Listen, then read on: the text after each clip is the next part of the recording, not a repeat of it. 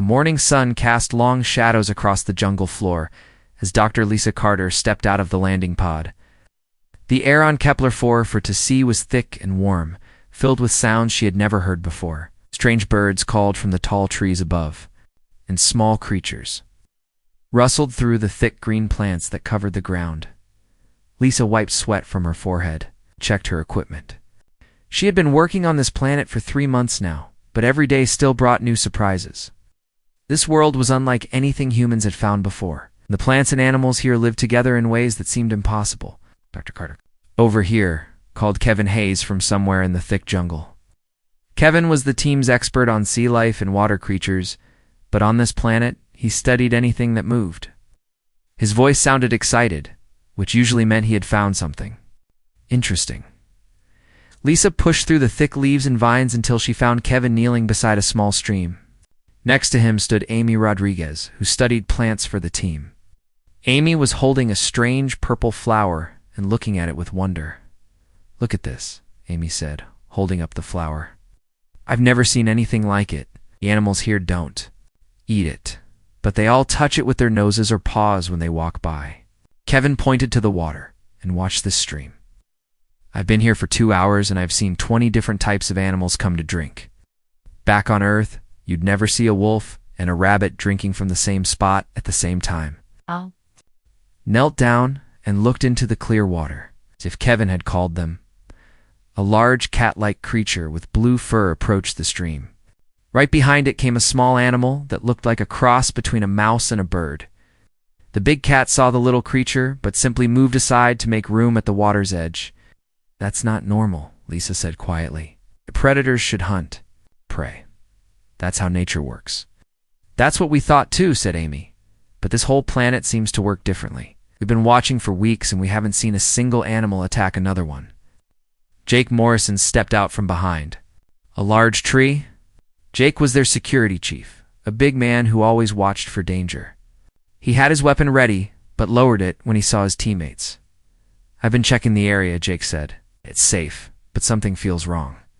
Animals that don't fight, plants that all grow perfectly together, no disease, no death, except from old age.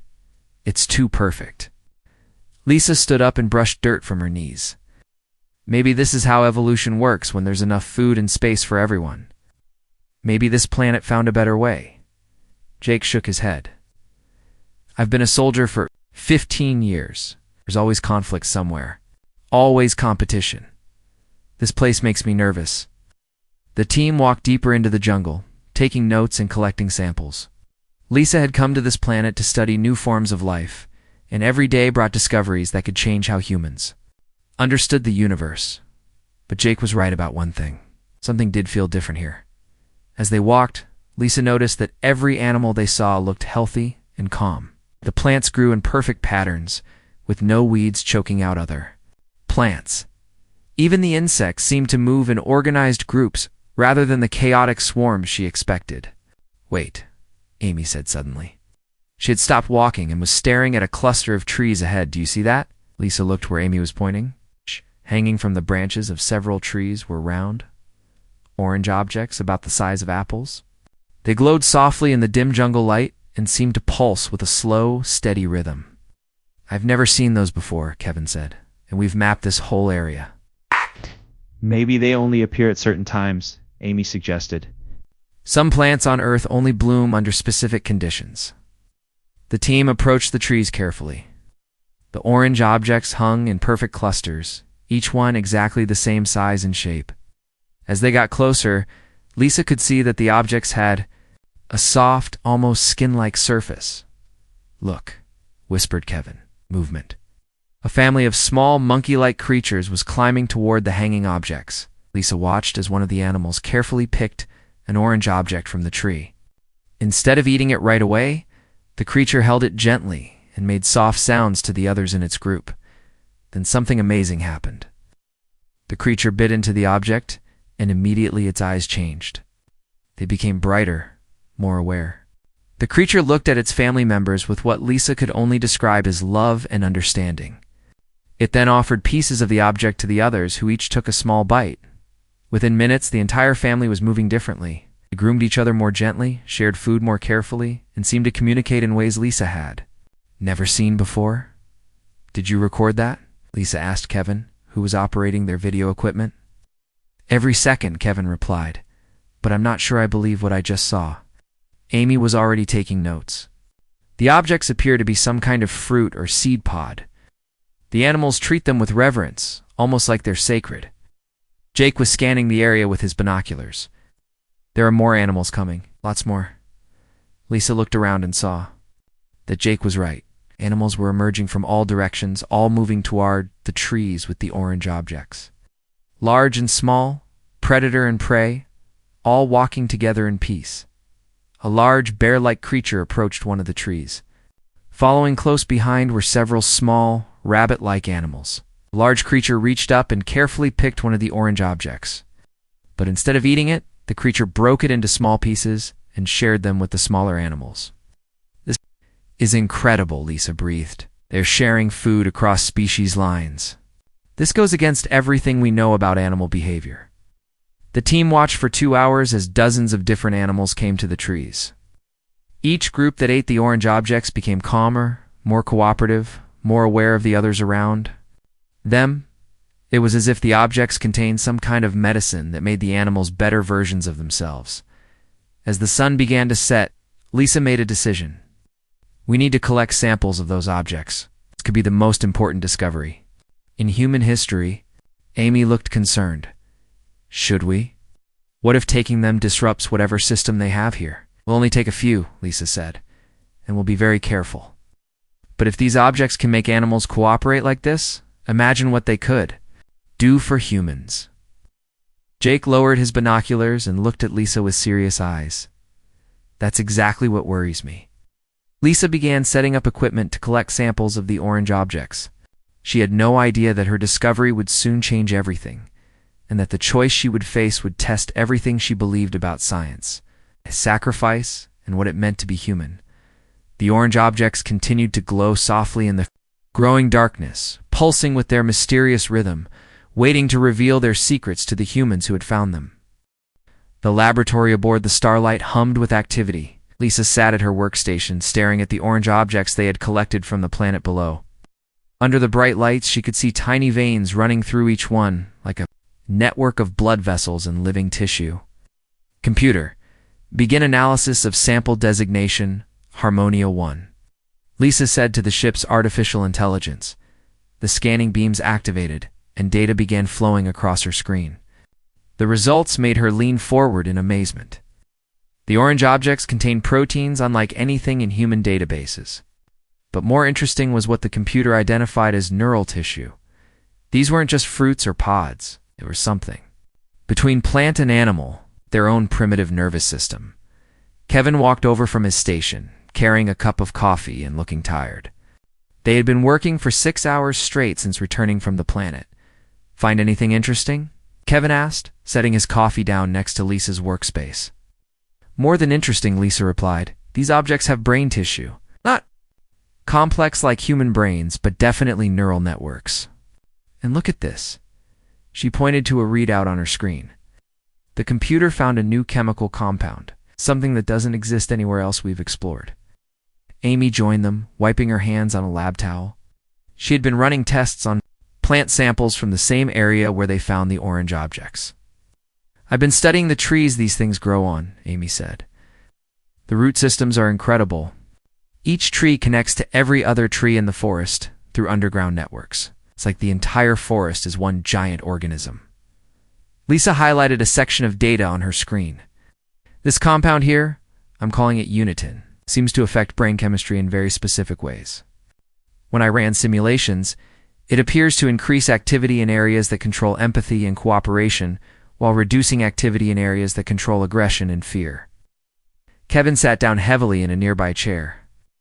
"So you're saying these objects are like natural mood medicine?" "Better than that," Lisa said, her voice growing excited. "According to these readings, unitin could completely eliminate hostile behavior. Animals that eat these objects become incapable of harming others." The door to the laboratory slid open, and Jake entered carrying a data pad. His expression was grim. We just received a priority message from Earth Command, Jake said. The situation back home is getting worse. Lisa turned away from her computer. What's happening? Jake activated the wall display, showing a news broadcast from Earth. The reporter's voice filled the room with urgent words about conflict and death. Fighting between New Boston Colony and Terra Nova has escalated, the reporter said. 3. Mining ships were destroyed yesterday, with over 200 crew members killed. Both colonies are calling for military support from Earth. Amy covered her mouth with her hand. 200 people dead over mining rights? Jake switched to another news channel. It's not just the colonies. There are protests on Earth fighting between different political groups. Some people want to send warships to protect the colonies. Others want to cut all contact and let them fight it out. Kevin stood up and began pacing around the laboratory. This is exactly why I left Earth. Too many people fighting over too few resources. But what if we could change that? Lisa said quietly. The others turned to look at her. She was still staring at the data on her screen, but her mind was racing. With possibilities. What do you mean? Amy asked. Lisa turned her chair to face her teammates. What if we could synthesize Unitin for human use? What if we could eliminate the part of human nature that causes war and violence? Jake shook his head immediately. That sounds like mind control to me. No, not control, Lisa said, standing up with growing excitement. Enhancement. We wouldn't be controlling people's thoughts. We'd just be helping them make better choices. Helping them feel more empathy for others. Kevin stopped pacing. Lisa, we don't know what long-term effects this compound might have. We've only been observing the animals for a few days. But people are dying right now, Lisa said, gesturing toward the news display. While we sit here debating, more ships are being destroyed. More families are losing their children. Ami looked thoughtful. The animals on the planet do seem happy. More than happy. They seem at peace. Exactly, Lisa said. Imagine if humans could feel that same peace. No more wars, no more crime, no more hatred. We could solve every major problem facing humanity. Jake crossed his arms over his chest. And what's the cost? What do we give up in return? Before Lisa could answer, the communication system activated. Admiral Patricia Wells appeared on the main screen, her gray hair and serious expression filling the display. Dr. Carter, I need an immediate report on your findings, the Admiral said without introduction. The colonial situation is deteriorating rapidly. We need to know if your research has uncovered anything that could help resolve this conflict. Lisa straightened her uniform and stepped toward the screen. Admiral, we've discovered a compound that appears to eliminate aggressive behavior in animal subjects. It could potentially be used to reduce human conflict. The Admiral's eyes sharpened with interest. Explain. The compound, which we're calling Unitin, affects brain chemistry to increase empathy and cooperation while reducing aggression. Animals that consume it become incapable of harming others. What are the risks? Admiral Wells asked. Lisa glanced at her teammates. Kevin was shaking his head, and Jake looked concerned. But Amy seemed interested, and that gave Lisa confidence. Haven't identified any immediate risks, Admiral? The animals appear healthy and functional after consumption. How quickly could you synthesize this compound for human testing? Jake stepped forward. Admiral, with respect, we need more time to study the long-term effects. Admiral Wells looked at Jake with cold eyes. Commander Morrison, we don't have time. New Boston Colony is threatening to declare independence from Earth. Terra Nova is building weapons. If this escalates further, we could be looking at civil war across multiple star systems. Lisa felt the weight of responsibility settling on her shoulders. Billions of people lived in the colonies. If war broke out between them, the death toll could be catastrophic. I could have preliminary synthesis results within 48 hours, Lisa said. Admiral Kevin interrupted. We should run more tests on animal subjects first. We need to understand exactly what this compound does before considering human trials. The Admiral was quiet for a moment, considering their words. Dr. Carter, you have 48 hours to determine if this compound is safe for human use. If it is, we will begin immediate production and distribution to colonial leadership. And if we need more time? Jake asked. Commander, yesterday, Terra Nova fired on a New Boston transport ship. Today, New Boston destroyed a Terra Nova mining station. Tomorrow could bring full-scale war. We don't have the luxury of more time. The communication ended, leaving the laboratory in silence. Lisa looked at her teammates, seeing doubt in their faces. We could save millions of lives, Lisa said quietly. Or we could make a terrible mistake, Kevin replied. Amy picked up one of the orange objects from the analysis tray. These animals on the planet, they do seem happy. Maybe this is evolution's answer to conflict. Jake walked to the window and looked down at the planet below. Or maybe there's something we don't understand yet, something we haven't seen. Lisa returned to her workstation and began setting up synthesis protocols. She had 48 hours to answer the most important question in human history. Could they eliminate war and suffering without losing what made them human? As she worked, she thought about her daughter Emma back on Earth and wondered what kind of world she wanted to leave for her. A world of peace and cooperation. Or a world where humans remained free to make their own choices, even bad ones. The orange object sat on her desk, glowing softly under the laboratory lights, holding secrets that could change everything. Lisa stood in front of the mirror in her quarters, looking at her reflection.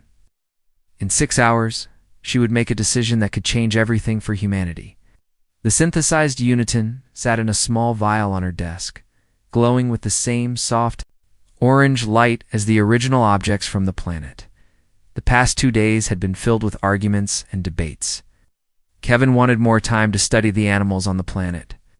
Jake insisted they needed to test the compound on laboratory animals first. Amy thought they should at least try it on volunteers from the crew, but Lisa knew there was no time for any of that. The news from the colonies grew worse every hour. 3 more ships had been destroyed. Hundreds more people were dead. The colonial governors were refusing to talk to each other, and both sides were building weapons. Lisa picked up the vial and held it up to the light. The liquid inside moved slowly, like thick honey. According to her analysis, 1 small dose would be enough to affect human brain chemistry for several days, long enough to see if it worked, and long enough to understand what it really did. She activated her personal recording device and sat down at her desk. Personal log, Dr. Lisa Carter, day 47 of the Kepler 44 to C research mission, she began. In approximately 6 hours, I will become the first human to test the compound we have designated Uniton. I am making this record so that others will understand my decision, regardless of what happens to me. Lisa paused and looked toward the small photo of her daughter Emma that she kept on her desk. Emma was 12 years old, smart and curious like her mother. She wanted to be a scientist too when she grew up. If something goes wrong, Lisa continued, I want Emma to know that I did this because I love her and all the children who will grow up in the future. The wars between the colonies could spread to Earth. Millions of people could die. If this compound can prevent that, then the risk is worth taking. Lisa stopped the recording and walked to her window. Below, the jungle planet looked peaceful in the morning light. No smoke from burning cities, no ships firing weapons at each other, no children crying because their parents would never come home. The door chimed, and Kevin entered without waiting for permission. His face was red, and his hands were shaking. With anger, Lisa, you can't do this, Kevin said. We found something important. Lisa turned away from the window. What did you find? Kevin activated his datapad and showed her a video. Amy and I went back to observe the animals that ate the orange objects 3 days ago. Look at this. The video showed the same family of monkey-like creatures they had seen before. But something was different. The animals moved in perfect coordination, like they were connected by invisible strings. When one turned its head, the others turned their heads in exactly the same direction at exactly the same moment. They're not individuals anymore, Kevin said. They move together, think together, act together. It's like they've become one creature. With multiple bodies, Lisa watched the video more carefully. Kevin was right. The animals no longer showed any individual personality or behavior. They were like parts of a machine working together. Maybe that's not a bad thing, Lisa said. Perfect cooperation could solve a lot of problems. Lisa, listen to yourself, Kevin said. You're talking about turning humans into robots? Is that really what you want for Emma? Before Lisa could answer, Amy and Jake entered her quarters. Amy was carrying more data pads, and Jake looked serious. "We've been monitoring the animals all night," Amy said. "The effect is spreading. Animals that didn't eat the orange objects are starting to behave the same way just by being near the ones that did." Jake set down a small recording device. We picked up something else. "Radio signals?" "Radio signals?" Lisa asked. "It's not from our equipment," Jake explained. "The signals are coming from the planet. It's very low frequency, almost like a heartbeat. And they started right after the animals began eating the orange objects." Lisa felt a chill run down her spine. "What kind of signals?" Amy activated her datapad. "The computer thinks they're communication signals. Something on the planet is sending messages, and something else is receiving them. The animals that ate the objects are connected to whatever is sending these signals," Kevin added. "It's like they're being controlled remotely." Lisa sat down heavily in her chair. Everything she thought she understood about the orange objects was wrong. They weren't just eliminating aggression, or turning individuals into parts of something larger. "But the colonial wars," Lisa said weakly. "People are dying. If you take that compound, more people might die," Jake said. "What happens? If you become connected to that signal? What if whatever is controlling the animals on the planet starts controlling humans too?" Lisa looked at the vial of Unitin on her desk. The orange liquid seemed to pulse with its own rhythm, matching the heartbeat-like signals from the planet below. "We have to contact Admiral Wells," Amy said. "Tell her what we found." "No," Lisa said firmly. "The Admiral's desperate. If we tell her the compound is dangerous, she'll just find someone else to test it. Someone who doesn't understand the risks." Lisa stood up and picked up the vial. Her teammates watched her with growing alarm. "Lisa, don't," Kevin said. "Someone has to do this," Lisa said. "Someone has to find out what this compound really does. If I become connected to whatever is on that planet, you can study me. From what happens, use that knowledge to protect others." "You're talking about suicide," Jake said. Lisa shook her head. "I'm talking about sacrifice. There's a difference." She activated her recording device again. "Computer, begin continuous monitoring of my vital signs and brain activity. Record everything that happens for the next 72 hours. Lisa, please," Amy said, tears starting to form in her eyes.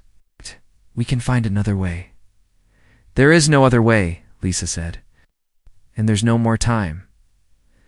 Lisa held up the vial and looked at her friends. "Promise me something. Whatever happens to me, don't let them use this compound on anyone else until you understand everything about it. Promise me you'll protect humanity from making the same mistake I'm about to make." "We promise," Kevin said quietly. Lisa opened the vial and brought it to her lips. The liquid inside smelled sweet, like flowers and fresh fruit. For a moment, she hesitated. Then she thought about Emma, about the children dying in the colonial wars, about the future of humanity hanging in the balance. "For science," Lisa said, and drank the entire contents of the vial. At first, nothing happened. Lisa set the empty vial down and looked at her teammates. They were all staring at her with worry and fear. Then the changes began. A warm feeling spread through Lisa's chest, like sunlight filling her body. The constant worry and stress she had been carrying for weeks began to fade away. The arguments with her teammates seemed silly and unnecessary. Why had they been fighting about this? They all wanted the same thing. "How do you feel?" Amy asked. "Good," Lisa said, and she meant it. "Really good. I feel like I understand everything now. The compound isn't dangerous. It's helpful. It's exactly what humanity needs." Kevin stepped closer to her. "Lisa, you're starting to sound different." Lisa looked at Kevin with confusion. "Different how?" "I feel more like myself than I ever have before, more connected to all of you. We're a team. We should work together instead of fighting." "Check her brain activity," Jake said to Amy. Amy looked at the monitoring equipment. Neural activity is increasing in the empathy centers, just like with the animals. But aggression centers are shutting down completely. Lisa felt a strange pull, like someone was calling her name from very far away. She walked to the window and looked down at the planet. Somewhere in that jungle, something was waiting for her. something that would help her understand her purpose. "I need to go back to the planet," Lisa said. "There's something there that wants to meet me." Her teammates exchanged worried looks. The compound was working exactly as they had feared it would. Lisa Carter, the individual scientist who had volunteered to risk everything for knowledge, was beginning to disappear. In her place, something else was taking control. The sacrifice had begun. Jake made the hardest decision of his military career. He activated the emergency sedation system in Lisa's quarters and watched as his friend and colleague collapsed unconsciously to the floor. The woman who had been Dr. Lisa Carter was still breathing, but the person they had known was already gone. "Medical bay now," Jake ordered, lifting Lisa's unconscious form. Kevin and Amy followed him through the corridors of the Starlight, their faces pale with shock and grief. Dr. Helen Park, the ship's medical officer, was waiting for them in the medical bay. She had been monitoring Lisa's condition remotely and had prepared an isolation chamber designed to contain dangerous biological agents. "Her brain scans are unlike anything I've ever seen," Dr. Park said as they placed Lisa in the chamber. "The neural patterns show she's still conscious, but her individual thought processes have been completely replaced by something else." Through the transparent walls of the chamber, they could see Lisa beginning to wake up. When she opened her eyes, she looked at them with an expression that was both familiar and completely alien. "Why have you separated us from the others?" Lisa asked, but her voice was different. She spoke slowly and carefully, as if each word was being chosen by committee. "We need to return to the forest. We need to join with our family," Kevin pressed, his hand against the chamber wall. "Lisa, it's me. Kevin, do you remember me?" Lisa tilted her head and studied Kevin's face. "We remember the form you call Kevin. We remember many forms. But individual names are not important. What matters is the connection we all share." Amy stepped forward. "Lisa, what happened to you? What did the compound do?" "We were improved," Lisa said with a smile that looked wrong on her face. "We joined the collective consciousness of this world. We became part of something greater than any individual could be alone."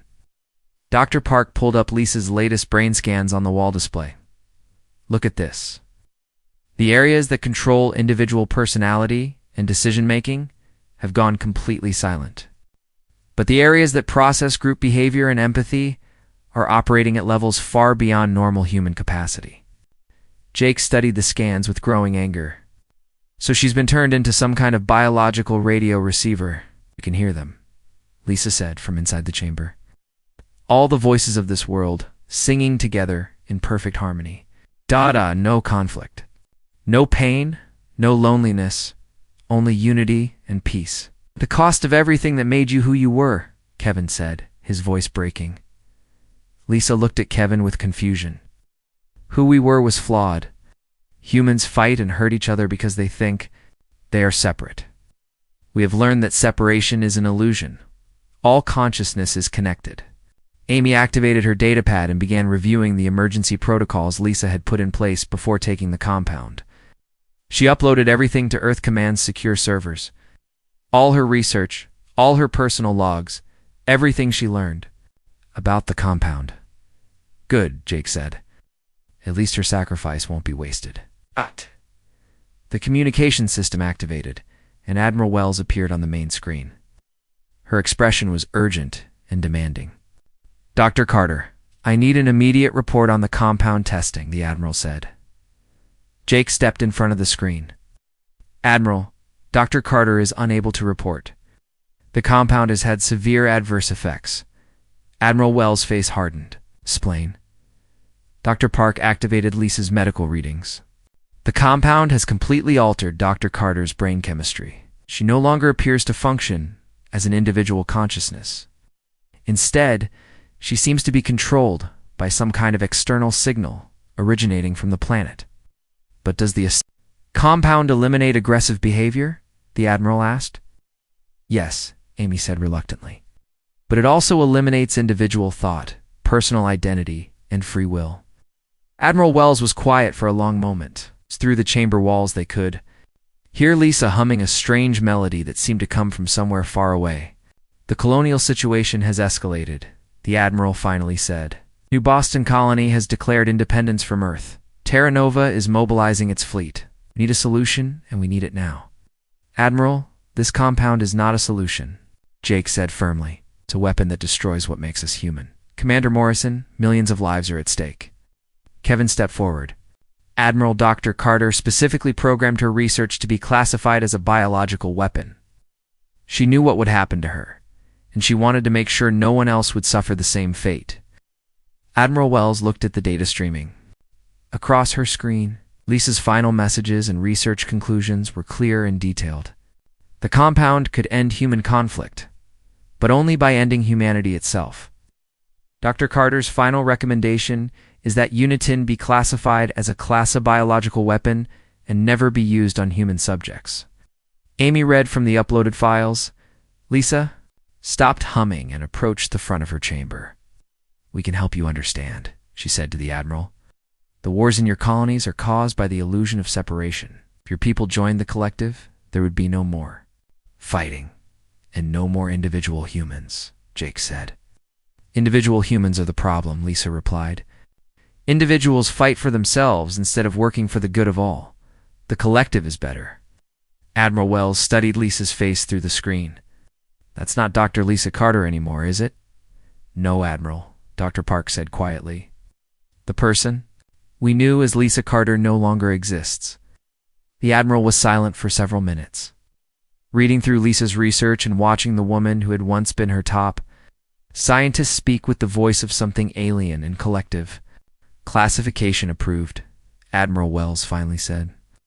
"Unitin is hereby designated a class of biological weapon. All samples are to be destroyed, and this research is classified at the highest level." "What about the colonial wars?" Amy asked. "Find another way," the Admiral said. "Dr. Carter's sacrifice has shown us that some cures are worse than the disease." The communication ended, leaving the medical bay in silence except for Lisa's soft humming. Over the following weeks, the team worked to understand what had happened to their friend. Lisa remained in isolation, speaking occasionally about the collective consciousness she had joined. She seemed happy and at peace. But she was no longer the individual scientist they had known and worked with. The colonial wars eventually ended through traditional diplomacy and negotiation. The threat of mutual destruction and Lisa's final message about the value of individual human consciousness helped both sides realize that their differences were worth preserving, not eliminating. 6 months later, Kevin returned to Earth to deliver Lisa's research to the scientific community. Her work became the foundation for new studies on consciousness and individual identity. The Carter Foundation for Individual Rights was established by Lisa's daughter, Emma, who had grown up to become a philosopher dedicated to protecting human diversity and free thought. Amy continued studying the planet below, documenting how the collective consciousness operated while staying safely aboard the ship. Her research helped humanity understand the importance of maintaining individual identity even while working together. Jake remained as Lisa's guardian, visiting her daily. In the medical facility where she was eventually transferred, sometimes she spoke of distant forests and unified minds. But she never again recognized him as the friend she had once known.